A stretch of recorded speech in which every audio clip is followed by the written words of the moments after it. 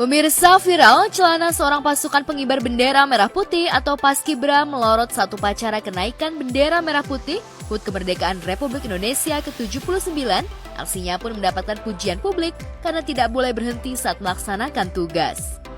Untung saja petugas upacara yang lain sigap untuk membetulkan celana pengibar bendera merah putih yang melorot.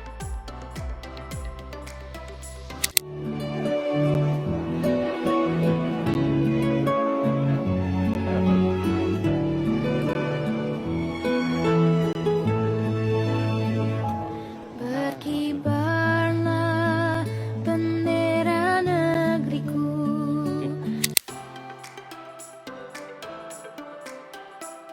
Peristiwa yang tak terduga ini dibagikan oleh akun TikTok @78supardi hingga viral.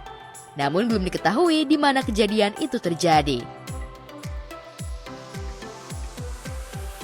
Tiba-tiba lagi upacara celananya melorot kan.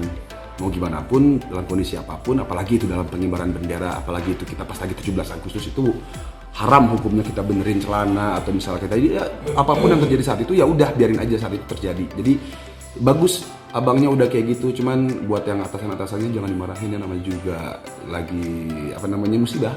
Untungnya ini pakai celana kayak semacam hitam hot pants kali ya, ketat ya. Kemudian ada tim yang lainnya, mungkin gini, apapun yang terjadi lu mesti fokus. Mungkin kan didikannya seperti itu. Sebenarnya pengen ketawa tapi takut dosa ya. Cuma tapi respect juga sih, komandan masih tetap fokus, masih ngejalanin tugas, dan sama petugas yang lain yang udah ngebantu nih, yang udah ngebantu, respect banget, keren.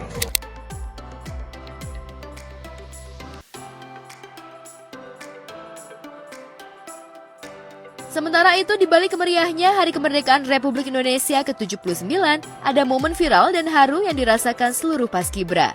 Peristiwa itu terjadi di mana saat momen kenaikan bendera merah putih, bendera yang terpasang di tiang bendera terpasang terbalik dari seharusnya. Sementara seluruh peserta upacara dengan hikmat mengikuti jalannya upacara. Kejadian itu pun menjadi perhatian tamu undangan dan warga yang menonton. Seperti inilah detik-detik Paskibra mengibarkan bendera terbalik.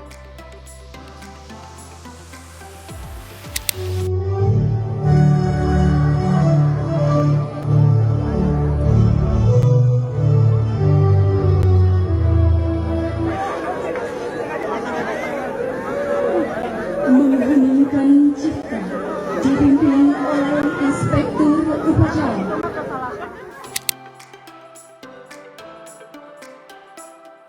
Usai mengalami kejadian yang tak mengenakan tersebut, seluruh Paskibra menangis histeris. Beberapa peserta tampak menenangkan Paskibra yang menangis karena malu dengan kejadian yang tak terduga itu.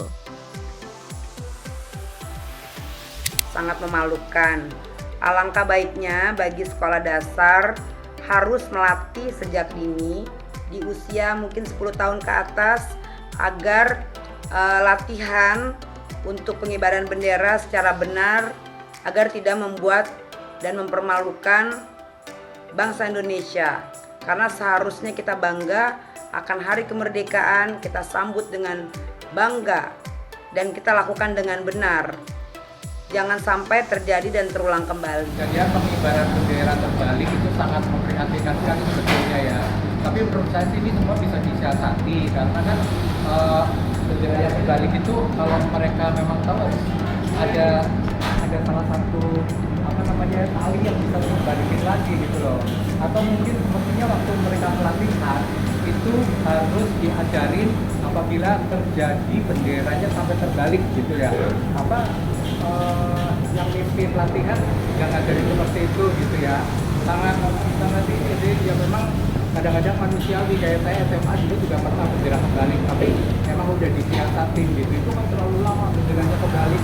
Nah, ada orang yang memang mereka bisa tetap tanggap tegas untuk kembalikan bendera kembali.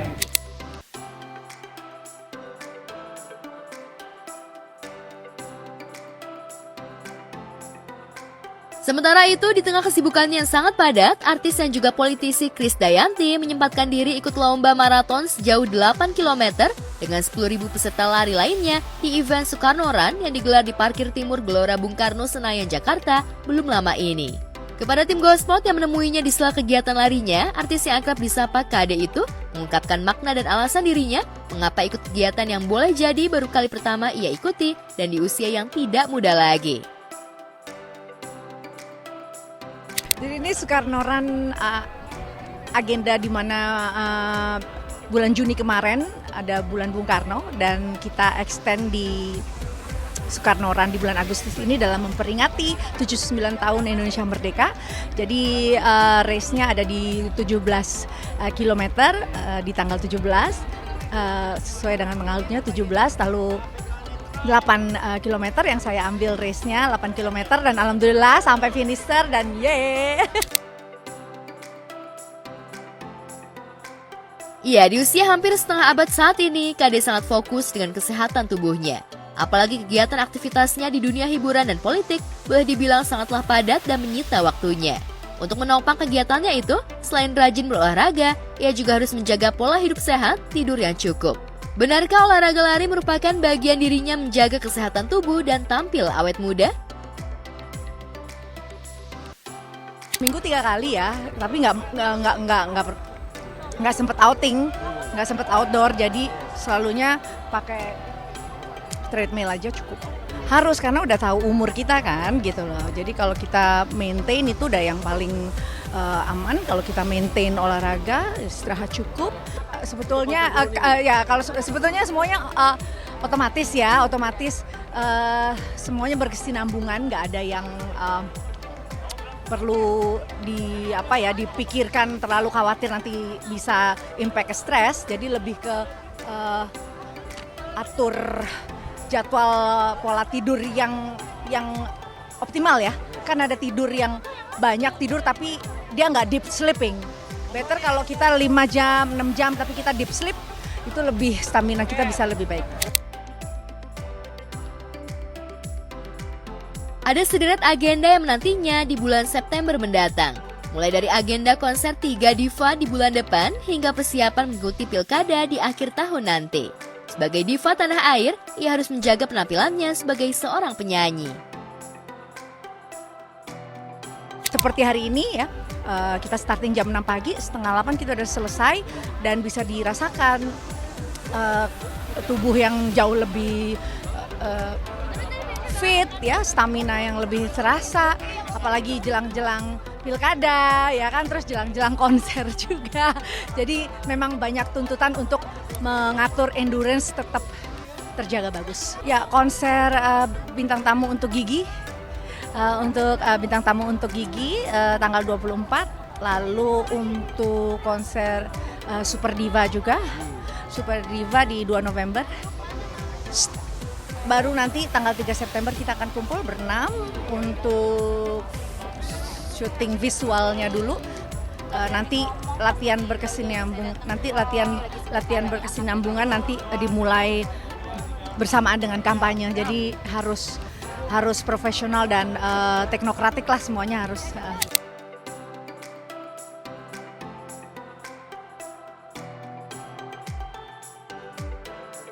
Sementara itu, tidak banyak publik yang tahu jika artis Luna Maya merupakan salah satu artis yang gemar mendaki gunung. Ditemani Yura Yunita, ia memutuskan untuk mendaki Gunung Prau yang terletak di kawasan Dieng, Jawa Tengah. Tidak hanya berdua, Luna juga ditemani 2 sahabat lainnya, Marian Romantir dan Della Dartian. Mereka mengunggah foto keseruan saat naik gunung dan menikmati matahari terbit di Gunung Prau. Ditemui tim Gospot yang menceritakan pengalamannya mendaki gunung yang terletak di daerah Wonosobo itu. Seru lah ya, apalagi bisa pergi dengan orang-orang yang sama-sama punya concern yang sama, kesukaan yang sama. Jadi menyenangkan lah bisa pergi dengan teman-teman yang punya jiwa adventure yang sama. Awalnya mereka berencana mendaki Gunung Rinjani di Lombok, Nusa Tenggara Barat, namun gagal dan memilih gunung yang lebih dekat dengan kota Jakarta. Kegiatan ini bukan pertama kalinya bagi Luna Maya naik gunung. Ia selalu takjub dengan panorama alam yang indah dan menakjubkan. Bukan pertama kalinya, udah sering, setiap kali traveling kayak ke Bajo, naik gunung. Maksudnya kan ini bukan pengalaman kali pertama ya, tapi selalu menyenangkan dan selalu amazed dengan keindahan alam sih. Kekasih Maxim Bautier ini mengungkapkan keseruannya karena bisa mendaki gunung dengan orang-orang yang memiliki kesukaan dan jiwa petualang yang sama. Namun saat ditanya mengapa Maxim Bautier, kekasihnya, tidak menemani dirinya menjelajah gunung, Luna enggan berkomentar. Siapan khusus paling gear-gearnya aja, jaket, tas, sepatu gunung, apalagi ya? Ya pastilah kalau anak gunung kan nggak mungkin bawa semuanya ya, secukupnya aja. Katanya gunung aja, ya. Thank you ya.